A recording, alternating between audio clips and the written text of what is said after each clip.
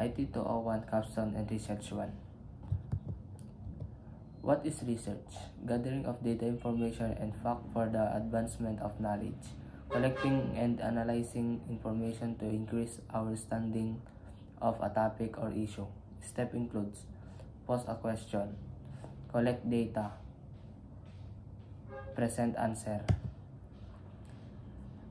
Webster defined the term research as a careful and systematic study and investigation in some field of knowledge.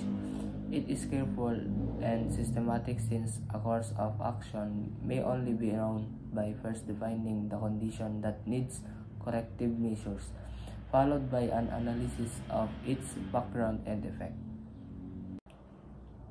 Importance of research: a quest for knowledge and understanding, an interesting and perhaps useful experience, and way to broaden to frontiers of knowledge, a way to improve quality of human life, a course for qualification, a career, an essential process for commercial success, and an ego boost for you. Characteristic of researcher: intellectual curiosity, prudence, healthy criticism, intellectual honesty. Intellectual curiosity: reflective thinking, inquiry, getting information as to novelty or unusualness, seeking questions, constant reading, using the experiences, creativeness, inventiveness, testing hypotheses. Prudence: conducting the study at the right time, at the right place, wisely, economically, efficiently, doing the right thing at a right time. Healthy criticism: veracity of the result, truthfulness of the findings. Intellectual honesty: collecting or gathering data, arriving at honest result. Characteristic of research: empirical, logical, cyclical, analytical, replicability, critical. Empirical: based on direct experience or observation. Collecting of data relies on practical experience without benefits of the scientific knowledge or theory. Logical: based on valid procedures or principles done in orderly manner, drawing valid conclusion. Cyclical: start and ends with a problem. From conclusion and recommendation, many researchable problems pop up. Cycle is repeated but must follow definite format and style. Analytical: applying analytical procedures. Historical research, past, descriptive research, present, experimental research, future, case study, past, present, future. Replicability: research design procedures are replicated, comparison of similarities and differences. The more applications, the more valid conclusive result to arrive at. Critical: careful and precise judgment, establishing high level of confidence, 1% level of confidence, 5% level of confidence. Type of research: pure research, applied research, action research. Pure research, basic research or fundamental research, aims to discovering the basic truth of principles to add to a body of scientific knowledge. Applied research, application of scientific knowledge to the solution of problem, development of new system, procedures, device, or method. Problem is identified, a new system is applied. Action research, decision-oriented research, application of step of scientific method. Classification of research: library research, field research, laboratory research. Library research, conducted in the library such that answers are available in the library. Historical research, past primary, secondary sources are available in the library. Field research conducted in a natural settings, no changes in the environment, applicable to descriptive survey and experimental method. Laboratory research conducted in artificial or controlled conditions, isolating the study in an operationalized area to test hypotheses, to control variance, to discover the relation between the DV-IV. Laboratory research applicable to experimental, descriptive, and case study methods. Type of variables: independent variable, dependent variable, moderate variable, control variable, intervening variable. Independent variable: stimulus variable, determine relationship to an observed phenomenon. Dependent variable is manipulated. Dependent variable: response variable, observed and measured to determine the effect of the IV. DV changes when the IV varies. Moderate variable, secondary, special type independent variable to ascertain if the alters or modifies the relationship between the IV DV. IV affect DVB, but factor C is suspected to modify the relationship between A and B, so C is the moderator variable. Control variable: variable controlled by the researcher. Effect can be neutralized by eliminating or removing. IV affect DVB. The researcher may control the control variable because he cannot do many variables simultaneously. Intervening variable: variable that interferes the IV and DV. Effect can either strengthen or weaken the IV and DV. IVA affect DVB. Intervening factor F might have an effect on DV. Step 2: scientific research. Observation and formation of the topic.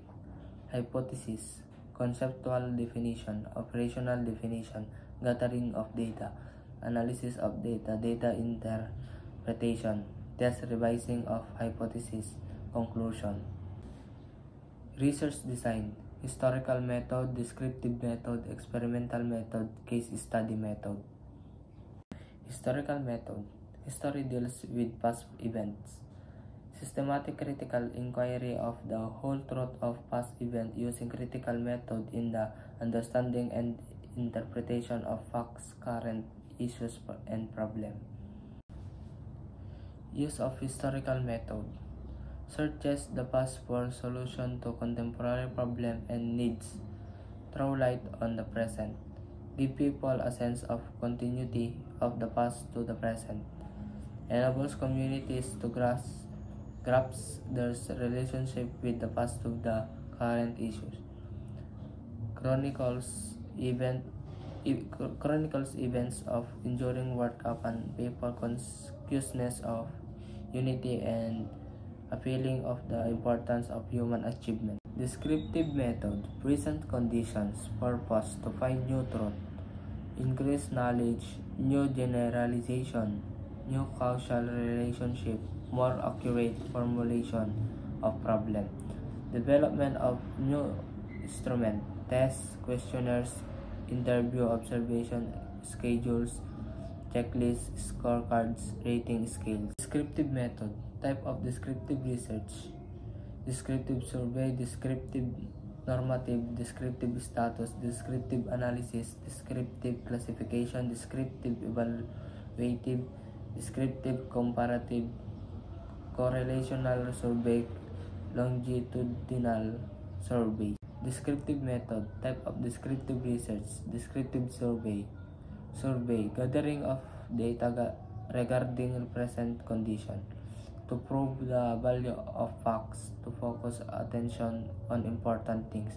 Questionnaire as gathering instrument, psychological and social aspect of research, fact and influences. Type of descriptive research: descriptive normative, Normative, ascertain the normal or typical condition. Comparing result of local tests with a national norm. Type of descriptive research, descriptive status. Answer question to the real fact relating to the exciting conditions. Determines the prevailing conditions in a group of cases chosen for study. Stresses current condition with an implication of the idea that things will change. Type of descriptive research. Descriptive analysis determines and describes the nature of a thing by separating it into its parts. Determine the kinds, quantity, proportion of parts that form a whole. Determines the composition, structures, substructures that occur as unit within the largest structure. Type of descriptive research, descriptive classification, natural sciences, specimens collected as classified from phylum to species. Type of descriptive research, descriptive evaluative, appreciates the worthiness of the current study, uses questionnaire to evaluate. Descriptive comparative, considers two entities not manipulated and establishes formal procedures for gathering criterion data as basis to compare and conclude which of the two is better. Correlative survey determines the relationship of two variables x and y, whether the relationship is perfect, very high, high mark, slight, or negligible. Perfect positive correlation with a value of 1.0 is seldom happen. Perfect negative correlation with a value of negative 1.0 is also rarely happen. Descriptive method, type of descriptive research, longitudinal survey, involve much time allotted for investigation of the same subject at two or more points in time. Experimental method, problem-solving approach, describe what will happen when certain variables are controlled or manipulated. Natural sciences with limitation on field of education, psychology, and sociology. Expected to reveal cause and effect relationship. Type of experimental method, single group design, parallel group design, counterbalance design, pretest, post-test group design, complete randomized design. Type of experimental method, single group design, involve a design treatment with two or more levels. Mean and analysis and variance ANOVA are statistical tools to be used. Mean determines the acceptability or effectiveness of a particular product. ANOVA determines the significant difference on the quality attributes of the products. Type of experimental method, parallel group design. Two or more groups are used simultaneously with only one single variable. Control group is manipulated or changed. Experimental group is varied. Parallel group serves as the control for comparative purposes. Type of experimental method, counterbalance design, quasi-experimental design, rotation design, involves an exchange of two or more treatment taken by the subject during the experiment. Latin square, each variable in a form of square occur once in a row. Or type of experimental method, pre-test, post-test group design, involves the experimental group and the control group carefully selected through randomization procedures.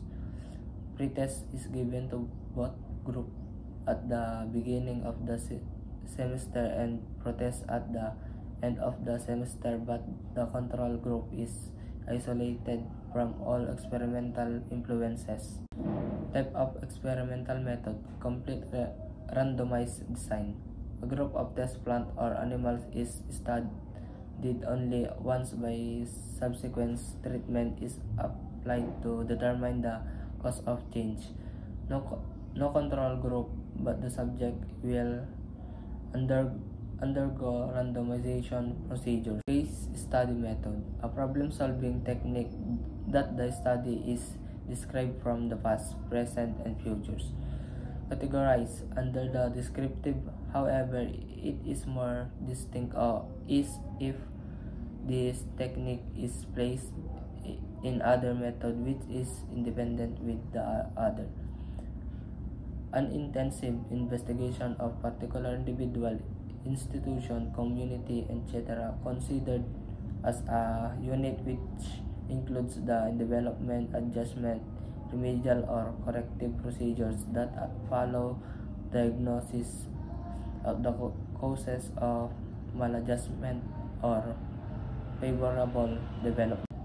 Case study method: cycle of case study method, recognition and determination of the status of the phenomenon to be investigated, collection of data relative to the factor or circumstances associated with the given phenomenon, diagnosis or identification of causal factors as a basis for remedial or development treatment, application of remedial or adjustment measures, subsequent follow-up to determine the effectiveness of the corrective or development measures applied.